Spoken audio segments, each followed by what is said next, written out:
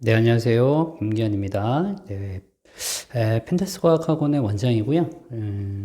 입시에 대해서 간단하게 좀 설명을 드린 뒤에 본 프로그램이라든지 이런 것들은 따로 또 만나 뵙는 걸로 하겠습니다. 요거 정도를 어머님들이 알고 계시면 아마 입시에 대해서는 뭐 큰 학원들 가셔가지고 이제 전체적인 설명들은 전부 다 들으실 테니까 저는 정리를 좀 해드리는 기분으로 드릴 거고요.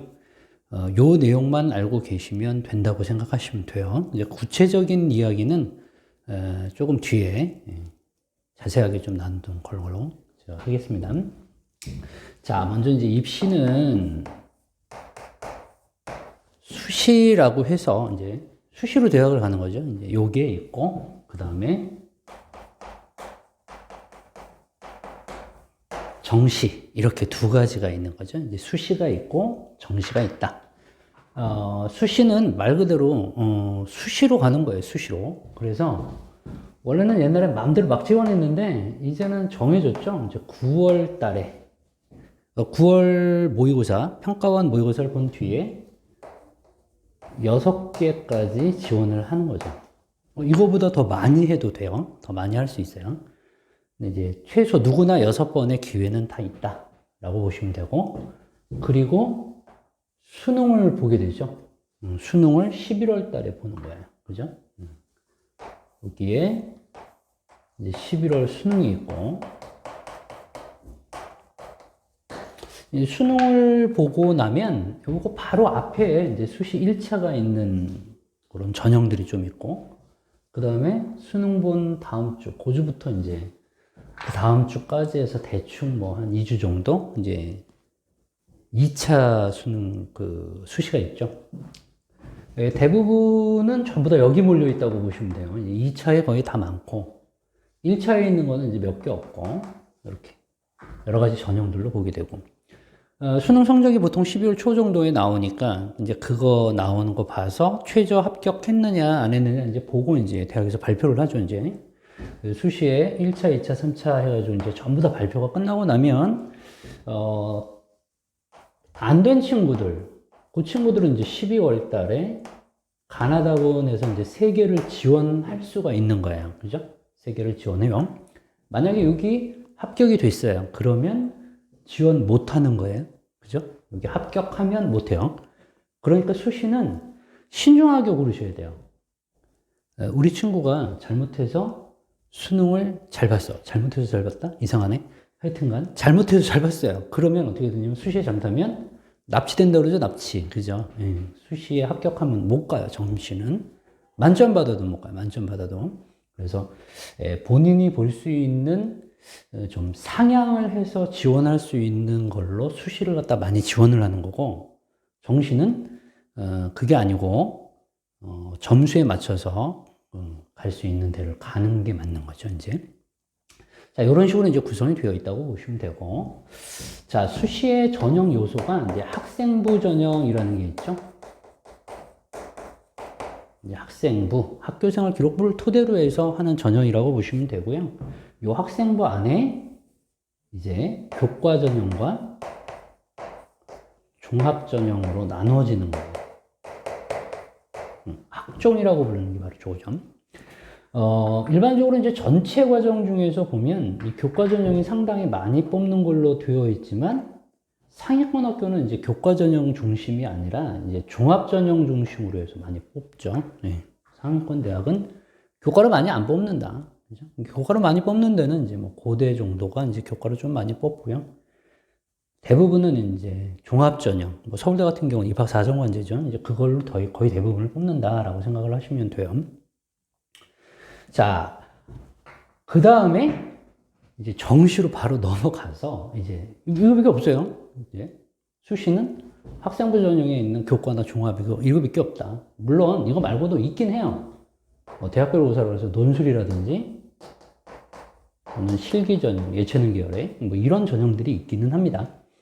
그래서 이제 이렇게 나눠져 있다고 보시면 되고 그 다음에 정시는 이건 수능을 기본으로 해서 수능을 토대로 해가지고 보는 전형이구나 라고 생각을 하시면 돼요. 작년에 수시하고 정시의 비중이 한 8대2 정도 됐어요. 그죠? 그래서 수시 같은 경우 굉장히 많이 뽑고 정시는 굉장히 조금 뽑았죠. 근데 올해는 그나마 정시가 약간 늘어났죠. 이게 7대3 정도로 되어 있고, 이제 내년 이후서부터는 거의 이제 한 6대4 정도? 이렇게 된다고 보시면 되죠.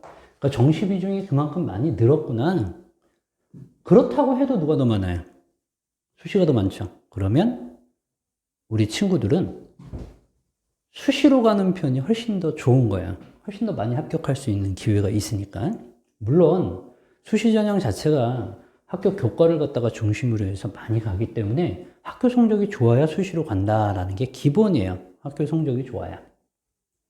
자, 정리를 좀 다시 한번 해보니까 수시라고 하는 것은 9월 달에 이제 먼저 수능 전에 지원을 하게 되는 거고, 정시는 수능이 끝난 다음에 점수 난 다음에 지원을 하는 거다. 그리고 수시는 총 6번의 기회가 있는 거고, 정시는 3번의 기회가 있다. 그죠? 이렇게 우리가 좀 정리를 할 수가 있겠네요. 자, 교과 전형 같은 경우 한번 살펴보면, 이 교과 전형이라고 하는 거는 상위권 학교에서는 사실 많이 안 뽑죠. 한 15개 대학 중심으로 가서 교과 전형 그렇게 많이 안 뽑는다 그랬죠. 한 10% 내외 이 정도 뽑고, 전체는 한 40% 넘게 뽑는데 중하위권 대학 위주로 해가지고 교과 전형은 좀 많이 뽑는 거라고 생각을 하시는 게 좀 편해요. 그리고 요 놈은 학교의 교과를 중심이니까 내신 위주로 뽑는 거예요. 다른 거 아무것도 안 봅니다. 그냥 내신만 봐요. 내신, 학교 내신 위주. 그러다 보니까 당연하게 요 교과 전형이라고 하는 것은 우리 지방에 있는 친구들이 절대적으로 유리하죠. 요거는 수도권에 있는 친구들은 교과 전형으로 가지 않아요. 웬만하면 교과 전형으로 가면 제일 좋죠. 제일 좋습니다. 그런데 가기가 어렵죠. 가기가 어려워요. 교과 전형은. 어느 정도로 어렵냐면 내신 등급을 우리가 어떻게 놓냐면 보통 등급제로 들어가는 교과가 국어, 그죠? 그 다음에 수학, 그 다음에 탐구 영역들. 요거는 등급제예요. 이제 영어 같은 경우는 이제 한국사하고 절대평가고, 요거는 이제 상대평가로 이루어지는 거죠. 그래서 1등급이 학교 내신도 역시 마찬가지로 거의 이렇게 됐다고 보시면 돼요. 1등급이 대략 4%까지, 그 다음에 2등급이 11%까지. 누적이에요. 그냥 누적으로. 3등급이 23%까지. 그 다음에 4등급이 대략 40%까지죠. 자, 5등급서부터는 이제 쭉 얘네들하고 이제 더해서 5등급은 요거 더해서 100만 들면 되고, 6등급은 얘랑 더해서 100만 들면 되고, 이런 식이에요. 자, 대략 교과 전형으로 우리가 대학을 간다. 그러면 교과는 요 2점대가 넘어가면 인서울 들어가기가 어려워요. 2점대가 넘어가면 대략 한 1.78 정도 돼도 수도권 대학 들어가기가 빡빡한 정도라고 생각을 하시면 돼요. 그러니까 뭐 작년이나 뭐 옛날에 한 내신 한 1.8 정도 되면 이 친구들 전부 다 이제 아주대라든지 인하대라든지 이런 데 문 닫고 꼴등으로 들어가는 친구들이 저 정도 돼요. 명지대가 대략 한 2.1? 명지대가? 요 정도 수준이기 때문에 수도권에 있는 친구들 같은 경우는 한 요 정도 들어가려고 그러면 반에서 그래도 한 3등권 정도는 안에 들어가야 되죠. 2등, 3등 이렇게 해야 되거든요. 1, 2등 막 들어가야 돼요. 심지어는. 그런데 이제 아주대나 명지대 가라 그러면 우리 친구들 굉장히 슬프죠. 안 가죠, 안 가. 그래서 요거는 이제 교과 전형이라고 하는 건 대략 그 전교 한 5등권 정도 안에 있는 친구들, 그런 친구들이 서울대, 연대, 고대, 카이스트, 포스텍 요 정도 5개 정도를 갖다가 선택해서 가는 거다. 이제 뭐 고교 추천이라든지 이런 걸 받아서 이제 가는 거다라고 생각하시면 돼요. 그래서 교과로 가는 게 일단은 제일 어머님들이 속을 안 썩여요. 전교권에 있던 친구니까 이러면 수도권에는 제일 좋은데 모든 친구들이 다 그렇게 갈 수는 없으니까 이제 그 밑에 있는 친구들이 이제 학종이라고 불리는 이제 종합전형을 통해서 대학을 가죠.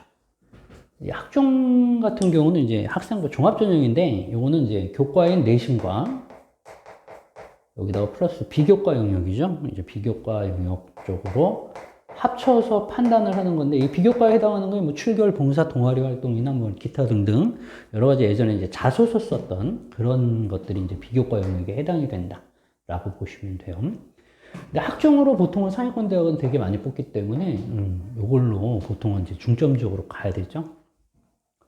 인서울 들어간다고 생각을 해도 인서울은 대략 한 2점대 초반 여기서부터 3점대 초반 정도는 돼야 그래도 이 안에는 들어가야 물론 종합전형으로 지원을 하는 거예요. 이 인서울 기준으로 보는 거예요.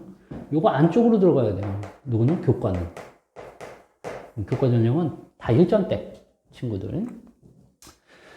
그러면 결론적으로 얘기해가지고 한 3점대, 그러니까 한 25% 정도 되니까 반에서 한 7, 8등 정도까지는 수시로 가는 거죠. 이제 수시로. 반에서 많으면 한 7등. 이 정도까지. 그거 넘어가면 사실은 가기가 어려워요. 학종으로도 들어가기가 되게 어렵지만 포기는 하면 안 돼요. 포기는 하면 안 되고 3점대 중반 이후도 심지어는 연대까지 합격하는 경우도 왕왕 있기 때문에 절대 중간에 포기시키시면 안 됩니다. 무조건 포기시키시면 안 돼요. 그러니까 학교 내신은 하여튼 최소 많이 받을 수 있는 대로 많이 받아야 돼요. 그래서 교과에서도 내신이 중요하지만 종합전형에서도 내신이 어마어마하게 중요하기 때문에 내신 위주로 공부를 해 나가야 되죠. 요게 이제 특징이다 라고 보시면 되고, 그 다음에 이제 요거로 못 가는 경우나 또는 조금 더 높은 대학을 가기 위해서는 이제 논술 전형이나 이런 것들을 통해서 가고 있죠. 지금 현재는 자연계열 중심으로 보면, 이과 중심으로 보면 올해가 31개 대학이 모집을 하고 있는데 내년에는 2개 대학이 늘어요. 33개 대학에서 이제 모집을 하게 되고요.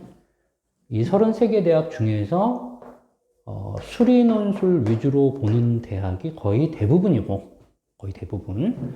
그 다음에 상위권 대학의 일부는 과학을 같이 봅니다. 과학 논술이 따로 있죠. 수리 논술은 수학 논술이에요, 말 그대로.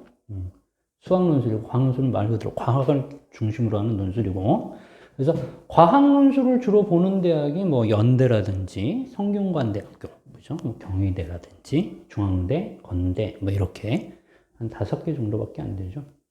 이제 그런 대학을 지원하는 친구들은 이제 과학 논술도 준비를 해야 되는 거고, 나머지 학교들은 보통은 이제 수리 중심으로 논술을 보기 때문에 이제 수학 공부를 좀 많이 해놔야 되죠. 이 수리 논술은 뭐 증명하는 거라든지 이런 것들이죠. 유도를 많이 하거나 그러면 되게 도움이 많이 되고, 나중에 이제 고3 때 준비를 하는 거예요. 지금 준비하는 게 아니고 고3 때 올라갈 때 이제 준비를 하시면 됩니다. 자, 요렇게 되어 있는 수시에서 이제 자기가 본인이 이제 지원할 수 있는 것들을 갖다가 지원을 하는데, 보통은 이제 좀 정리를 해보면 1점대 초반에 있는 친구들은 이제 굉장히 좋아요. 이제 갈 수 있는 모든 전형을 다 볼 수 있으니까 그 친구들은. 근데 이제 2점대 초반서부터 시작해가지고는 교과는 좀 빡빡하니까 이제 이 밑에 있는 부분을 갖다가 지원을 해야 된다라고 보시면 되는 거죠. 이해되셨어요? 이제 그렇게 하는 게 수시다. 단 뭐냐면 수시는 각 대학에서 요구하는 수능 최저 등급이라는 게 있는 학교가 있어요. 그러니까 수능 최저 등급을 마친 상태에서 합격을 하는 거예요. 그러니까 수능 최저를 못 맞추면 아무리 이런 성적들이 좋다고 해도 못 갑니다. 그냥 아예 기본 기준이 안 돼 있기 때문에 다 떨어지는 거예요. 그래서 수능 최저를 마치기 위해서는 고3 때는 이 수능에 많이 투자를 해야 되죠. 등급을 맞춰야 되니까. 이게 이제 기본이고. 자, 그리고 나서 이제 수능 위주로 이제 보는 게 이제 정시인데, 우리 친구들이 이제 공부를 하다 보면 항상 하는 얘기지만, 고등학교 1학년, 이제 중간고사, 기말고사, 중간고사, 기말고사 이렇게 보죠. 요 시험에 첫 시험 딱 보고 나서 나는 정시, 뭐 이렇게 외치는 친구들이 굉장히 많아요. 그러면 안 돼요. 그러면 절대 안 됩니다. 한 과목 딱 시험 보고 와가지고 나는 정시인가 봐. 막 그러면 안 된다는 얘기예요. 이게 지금 학교마다 좀 차이는 있지만, 고1, 고2, 고3 이렇게 있으면, 반영하는 거를 갖다가 전체적으로 따진다고 해도, 다 똑같이 따진다고 하더라도, 총 12번 중에서 한 번 한 과목 잘못 먹은 거거든요. 이게 그거 하나로 갖다가 모든 자기 무슨 학교 내신이 망가지는 거는 아니기 때문에, 물론 서울대를 지원한다 그러면 좀 타격은 입을 수는 있어요. 충분히 입을 수는 있지만, 그래도 완전 바닥권이 아니라 그러면 절대 이거 하나로 판단하지 마시라고요. 그러면 안 됩니다. 포기시키면 학교 공부도 등한시할 거고, 결론적으로 학교 공부를 갖다가 등한시하는 친구가 수능을 잘 보는 경우는 그냥 없어요. 그런 경우는 아예 없습니다. 그렇기 때문에 마지막까지도 학교 내신 위주로 해서 공부를 해 나가는 그런 거를 꼭 지켜주셔야 되고, 우리 친구한테 조금이라도 올라도 좋으니까 1학년 때보다 2학년 때 조금 더 성적이 올라가고 2학년 때보다 3학년 때 성적이 조금 더 올라간다면, 어떤 면에서 보면 대학에서 판단할 때도 이 친구는 굉장히 열심히 노력했네 라는 모습을 볼 수 있기 때문에 좋아요. 훨씬 더 긍정적으로 판단을 많이 합니다. 이제 그거 놓치지 마시고 포기시키시면 안 돼요. 자, 그러면 정시에 이제 수능만 위주로 한다 그랬으니까, 이 수능만 위주로 하는 요 녀석은요, 이제 자세히 보시면 뭐냐면 이런 거죠. 이제 특목이라든지 이제 N수생들이죠. 얘네들이 합격하고 있는 비율이 이미 지금 한 55% 이상 되거든요. 올해 같은 경우는 좀 더 넘어갈 거라고 예상들을 하고 있고. 그러니까 특목과 N수생들이 합격하는 비율이 거의 한 55%니까 반 이상이니까, 실제로 40%를 갖다가 정시에서 뽑는다고 하더라도 이 친구들이 반 이상을 가져가요. 그러면 일반고에 들어있는 우리 친구들 같은 경우는 45%밖에 해당이 안 된다. 실제로 뭐 한 20% 내외 들어가기가, 생각해 보시면 어렵죠. 어렵죠. 재수생들은 보통은 교과나 종합으로는 많이 안 가죠. 이걸로 많이 가죠. 이미 지금 떨어져 봤으니까 알아요. 택도 없는 데는 알아요. 그러니까 안 쓴단 말이에요. 기껏 써봐야 논술이라든지 아니면 정시로 갈 수밖에 없는 구조이기 때문에 재수생들은 수능에 많이 몰릴 수밖에 없고, 그 친구들은 또 한 해를 더 했기 때문에 더 잘해요. 일반 그 고3들, 재학생들보다 훨씬 더 경험상 더 유리하죠. 절대적으로 유리합니다. 그래서 얘네가 더 잘 보고, 그리고 수능은 우리 친구들이 보는 최초의 국가고시라고 했죠. 운전면허보다 먼저 봐야 돼요. 그러니까 그 긴장감이 장난이 아니죠. 너무 긴장하고 있어요. 그래서 거의 대부분은 모의고사 성적보다 잘 나올 거라고 판단하지를 못해요. 다시 얘기해서 대부분 모의고사보다 안 나옵니다. 자기가 받을 수 있는 모의고사 점수의 최악을 맞아오는 게 수능이에요. 그러니까 함부로 나는 정시라는 말을 못 쓰게 하세요. 절대로 안 됩니다. 절대로. 얘는 최후의 보로예요. 최후의 보로. 얘네 다 떨어지면 어쩔 수 없이 이걸로 가는 거지, 이거를 위해서 준비한다고 생각하는 건 말도 안 되는 거예요. 말도 안 됩니다. 그러니까 일단은 이렇게 우리가 좀 기억을 해 두시면 되겠어요. 대학 가는 기본적인 방법이고요. 수시 정시를 통해서 이제 간다라고 생각을 해 주시면 되겠죠. 자, 그 다음에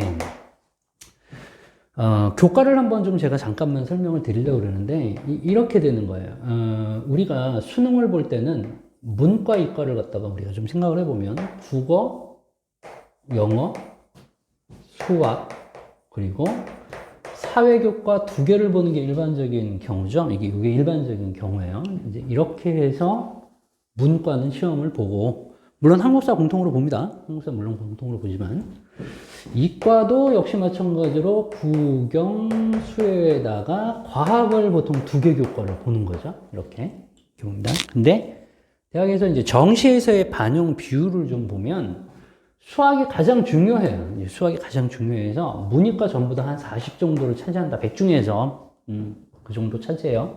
얘도 역시 마찬가지입니다. 얘도 한 40 정도 차지해요. 얘도. 그러니까 수학이 잘 안 돼 있으면 일단은 조금 좀 불리하죠. 수학이 어느 정도 좀 잘 돼 있으면 좋겠고. 근데 영어는 어차피 절대평가예요. 둘 다, 그죠? 얘는 절대평가. 자, 이제 국어의 반영 비율에 따라서 결정이 될 텐데, 국어, 영어 이제 합쳐서, 이렇게 합쳐요. 이렇게 합쳐서, 문과는 한 45% 내외 돼요. 되게 많죠? 이 정도 됩니다. 그러면 당연하게 사탐의 반영 비율이 한 15% 내외?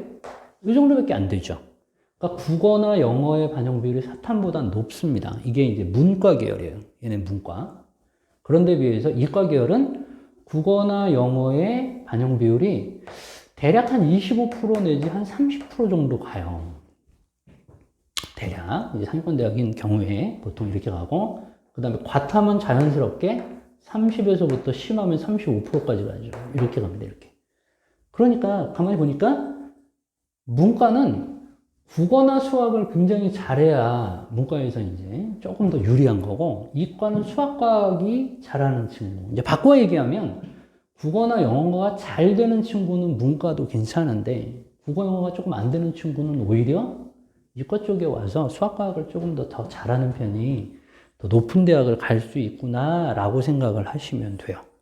네, 그렇게 기억을 하시는 게 좋습니다. 그러니까 반영 비율이 굉장히 높죠, 수학과학은. 이렇게 중요한 교과인데도 불구하고 계속 국영수만 시키시는 분들이 굉장히 많은데, 고등학교 때 그렇게 하면 몹시 덴저러스해요, 진짜. 되게 위험합니다. 되게 위험한 말상이고, 과학이 생각보다 많이 어렵기 때문에, 이제 수능에서는 과학은 완전 타임어택 문제죠. 무슨 얘기냐면, 이게 수학이 있고, 과학이 있잖아요. 이제 한 과목 이렇게 예를 들면, 수학 같은 경우는 30문항을 보죠. 대략 100분 줍니다, 100분. 30문제 100분 줘요. 과학은 20문항 보죠, 한 과목에. 20문항 보는데 몇 분 준다고요? 이거 3분의 2니까 얘도 3분의 2 주면 좋은데, 한 67분, 66분, 60분 이상 줘야 되잖아요. 30분밖에 안 줘요. 이게 수능 시간이에요. 그러다 보니까 수학도 시간 모자라다고 막 그냥 우리 친구들 난리 치는데, 과학 같은 경우는 거의 죽음이에요, 죽음. 그렇죠? 비교를 해보면 금방 아시겠죠? 이 과학을 갖다가 20문항을 끝까지 30분 안에 마킹까지 끝내는 친구가 반에서 이게 손이 꼽히는 거예요, 그냥. 한두 명의 안에서. 그러니까 그 정도로 과학은 굉장히 어려워요. 이런 친구들, 1등급 받는 친구들이 대략 어떻게 받냐면, 15문항을 갖다가 대략 한 10분 정도 안에 풀지 않으면 못 풀어요, 뒤에 끝까지. 그러면 난이도가 높은 5문항을 대략 길게 잡아도 한 18분 안에 풀어야 돼요. 2분은 최소한 마킹 해야 되니까. 근데 이 수능인데도 불구하고 15문항을 10분 안에 풀어야 되기 때문에 이거 어마어마하게 많이 반복하지 않으면 안 되겠구나 라고 생각해 주시면 됩니다. 과탐은 반복이 정말로 중요한 교과예요. 정말 과탐은 뭐 우리 애가 뭐 2번, 3번 했는데요. 택도 없어요. 택도 없습니다. 그냥 보통 한 7, 8번 이상 안 하면 과탐은 이 문제를 갖다 끝까지 풀지를 못해요. 이건 실제로. 과탐의 문제를 갖다가 제가 간단하게 모양을 나타내주면 이런 형태로 나옵니다. 이런 형태로. 1번 해가지고 어쩌고 해가지고 나오면 여기에 뭐가 나오죠? 표나 그래프 형태로 자료가 주어지죠. 자료가 주어집니다. 그러면 과학 문제는 대부분이 보면 이 보기가 나와요. 기역, 니은, 디귿, 리을. 이거 하나하나가 다 문제예요. 이걸 다 풀어야 답을 고를 수가 있어요. 그러니까 결론적으로 얘기해서 한 문제이지만 실제로 여러 번 손이 가야 되기 때문에 시간이 절대적으로 부족해. 시간은 짧죠.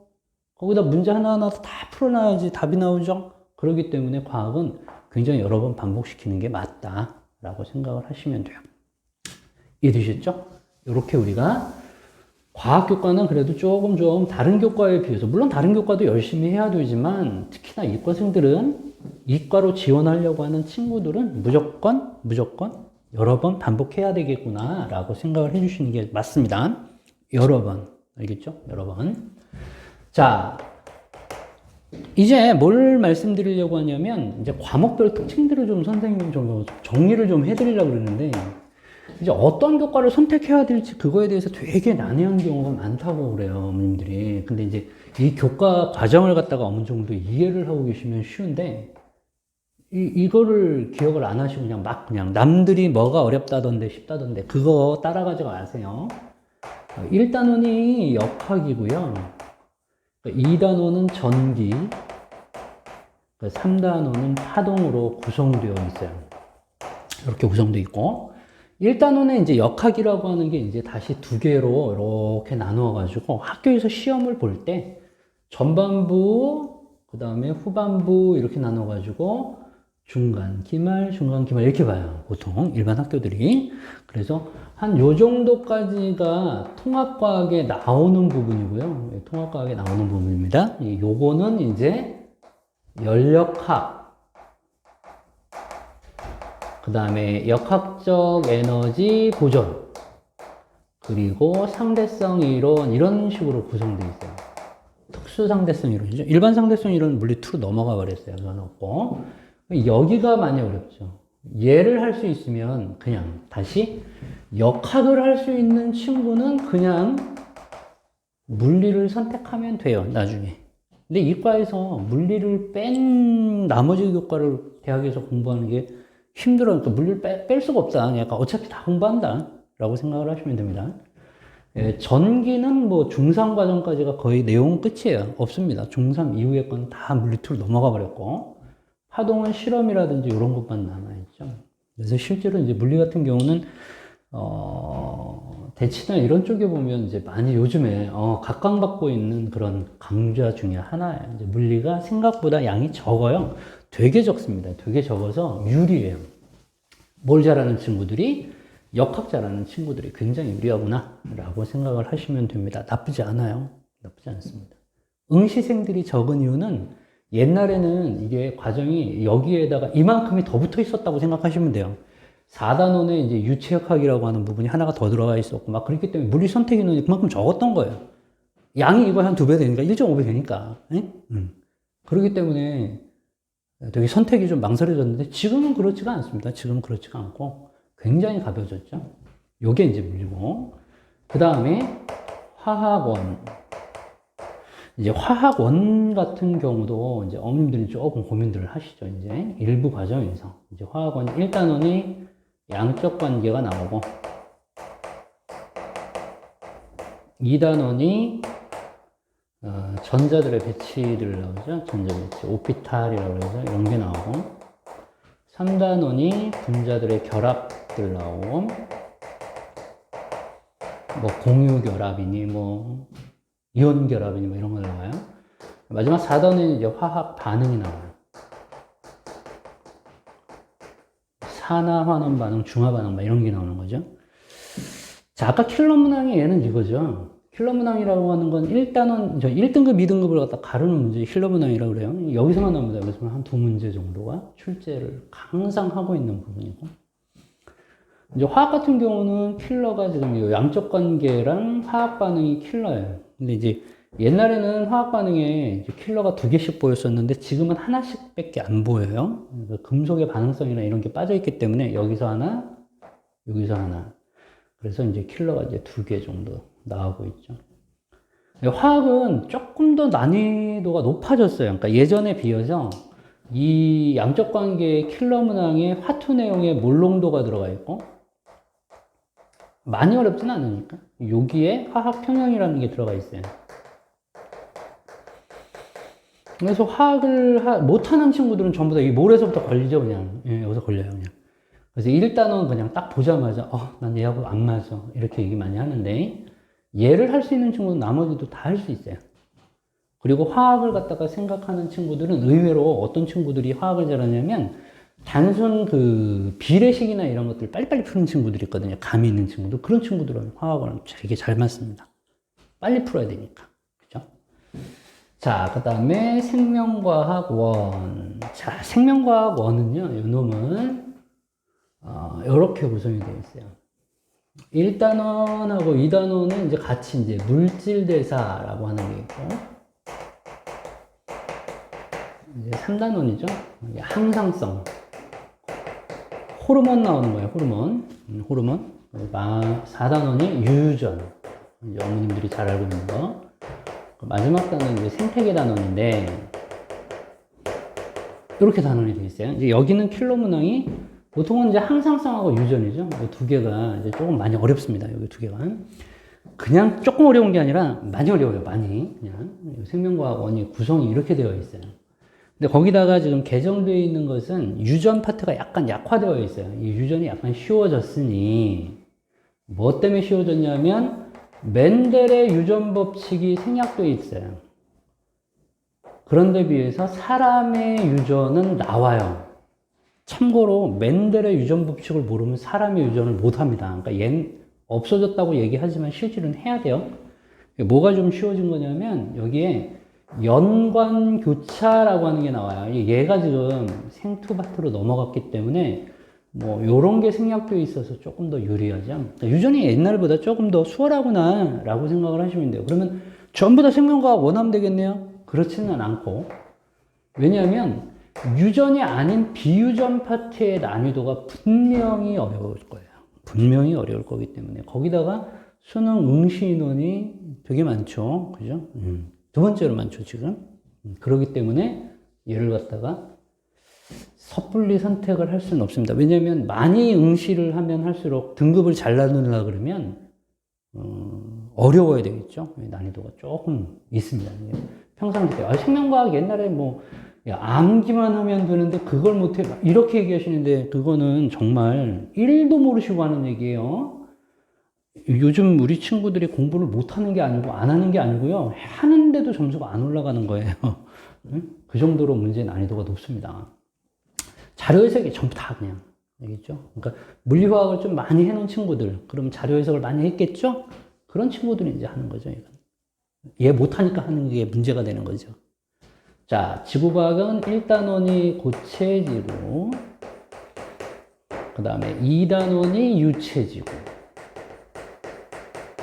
그 다음에 3단원이 원래 천체 파트가 있었는데 얘가 없어졌어요. G2로 넘어갔어요. G2로. 우주 파트. 이렇게 되어 있어요. 이렇게 되어 있고, 고체지구가 보통 뭐 판구조론이라든지, 뭐 암석이라든지, 뭐 지질연대, 뭐 고생대, 중생대, 신생대, 뭐 이렇게 지층 뭐 쌓여있고, 뭐 이런 거 배우는 거죠. 유체지구는 두 개로 나눠서 대기 파트하고 해양 파트 이렇게 나눠져 있고요. 대기 날씨 이런 거 배우는 거고, 기압 뭐 이런 거. 이거는 염분, 뭐 해류 뭐 이런 거 배우는 거죠. 이런 거라고 생각하시면 되고, 우주는 말 그대로 우주 초기에 이제 빅뱅이죠. 크게 한번 빵 터진 다음에 이제 우주가 팽창되는 거, 뭐 별의 진화, HR도 이런 거 배우는 거죠. V는 HR 가지고 허블 법칙 이러죠. 이런 거 공부하고, 네, 이런 게 이제 주예요. 보니까 이제 계산은 이제 대충 이제 여기서 나오면 되는 거고, 그죠? 자, 얘는 킬러 문항이 특별하게 보이는 데는 없어요. 이제 다시 말씀드리면 킬러가 없다는 얘기는 모든 게 다 킬러가 될 수 있다는 얘기예요. 뭐 어느 파트든 다. 지구학이 작년까지도 거의 한 16만 명 이상 봤기 때문에 이 되게 문제 어렵습니다.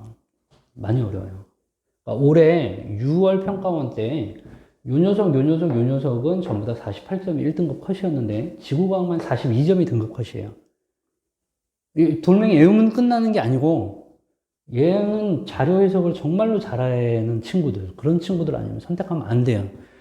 물화생을 다 잘하는 친구가 지구과학을 잘해요. 한마디로 말씀드리면. 그러니까 물리화학을 못해서 얘를 어쩔 수 없이 선택하는 친구들은 그 등급에 맞춰서 나올 수밖에 없어요. 무조건. 얘는 한 15만 명 내외 보고, 요거 한 5만 명 정도밖에 안 봤죠? 요거 한 7만 명 정도밖에 안 봅니다. 그러니까 물리학이 현격하게 좀 적고, 생명지구과학이 비대하게 좀 많이 봐서, 아직도 생명지구과학에 포커스를 맞추고 계신 분들이 굉장히 많은데, 앞으로도 생지는 무조건 문제가 수능은 어려울 거다. 어려울 거다. 그러면 물리화학을 해야 될까요? 아니, 이 부분을 할 수 있어야 하죠. 그죠? 1단원이 되는지 안 되는지를 보셔야 돼요, 다. 이렇게. 그래서 되면 물리화학 중에 하나를 일단 선택을 하고 나머지 교과를 선택하는 편이 가장 좋습니다. 되셨죠? 이렇게 우리가 과목들로 정리가 되고요. 이제 고1 때는 통합과학 교과만 제가 설명 간단하게 드리고 마치도록 할게요. 이제 고2 때는 이과인 경우에 원과목들을 공부를 하게 되고요. 이 원과목을 일반 선택교과 이렇게 불러요. 그 다음에 고3에 가면 투과목들을 공부를 하죠. 요거는 진로선택교과. 올해까지는 진로선택교과가 전부 다 상대평가이기 때문에 내신 중요한 친구들은 굉장히 신경을 많이 썼는데, 내년부터죠, 바로. 이제 현재 고등학교 2학년 친구부터는 이게, 성취도만 반영을 합니다. 다시 말씀드릴게요. 성취도만 반영을 하기 때문에 결론적으로 예비고사 같은 경우엔 투 과목에 집중할 수 있는 친구는 서울대 아니면 난 대학 안 가라는 친구만 하세요. 다시 정확하게 말씀드립니다. 나 서울대 아니면 대학 안 가 하는 친구만 하는 거예요. 나머지는 성취도 반영이니까 그게 신경 쓸 필요가 없어요. 이수 했니 안 했니만 보는 거예요. 이수 했니 안 했니만. 투 할 시간에 원 해야 돼요. 다른 학생들은. 자, 원이 이수가 필수이기 때문에 원이 되어 있는 친구들만 투를 할 수 있다는 거를 기억하셔야 돼요. 그러니까 이거는 예를 들어서 이런 거죠. 이런 거예요. 공대 계열로 가려고 하는 친구들인 경우에는 대학에서 요구하는 게 얘가 물리나 화학을 했을까? 라고 궁금하겠죠. 뭐 학종 같은 거, 학생부 종합전형은 전공 적합성을 따지는 거니까 이런 걸 이수하려고 보면 이때 물리와 화학원이 이수가 안 돼 있으면 공대 계열로 가는 친구들은 조금 불리할 수 있죠. 학종에서는 되게 어렵습니다. 그냥 되게 어려워요. 생각보다. 상위권 대학은 절대 뽑지를 않겠죠. 뭐 의치 한의대라든지 약대라든지 이제부터 이제 내년부터 이제 약대 바로 뽑으니까 이런 친구들은 화투나 생투가 이수가 되어 있는지 보는 거. 시험 봤니? 학교에서 공부해 봤니? 그런 거예요. 그러면 이때 화원 성원이 이수가 안 되어 있으면 못 갑니다. 그런 얘기예요. 얘는 절대 안 뽑아요. 그냥. 그러니까 실제로 투 교과는 성취도만 반영을 하니까 이수를 하는 조건으로 해서 보려면 원을 어떻게 선택해야 되는지가 빤히 보이죠. 그런데 막상 하다 보니까 물리는 진짜 못해가겠어. 그러면 할 수 없이 화생지 이렇게 세 개를 선택을 하는 거죠. 그죠? 2학년 때 보통 이거 세 개를 선택하거나 이제 네 개를 선택하니까 그죠? 이렇게 선택을 하는 겁니다. 자, 이제 기타 이제 뭐 자세한 설명들은 이제 과학에 대해서 중점적으로 제가 설명은 드렸고요. 혹시 더 궁금한 게 있다 그러면 이제 그 아이들 기말고사가 끝나고 나면 저희가 이제 컨설팅을 갖다가 조금 해드리려고 하니까 일정 잡으셔가지고 학원에 문의하셔서 교과 선택이라든지 이런 것들 일반적인 것들을 갖다가 저하고 상담을 해 보시면 될 것 같습니다. 감사합니다.